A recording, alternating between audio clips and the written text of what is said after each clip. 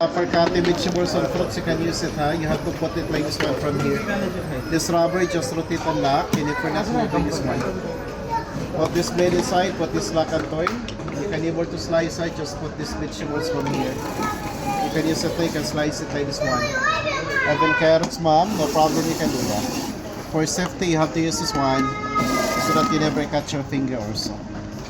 You can use it, you can slice it easily and fast. That you can able to slice it easily like this one. And then another blade we have, just remove, and you have also this one for you to slice.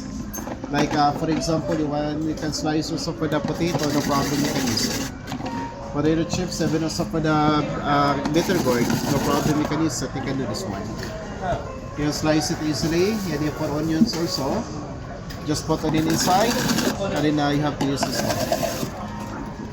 You can slice it easily. Last blade we have, even also for cheese, butter, mozzarella. You can do also this one, even also hard vegetables, beetroot, turnips, radish. No problem, you can use it, can make it like this one. And slice it easily. Cleaning and washing, it's easy. Just take out, then you can wash it easily and fast. Then open this one, remove, and you can wash it easily and fast like this one. After that, just put it back here.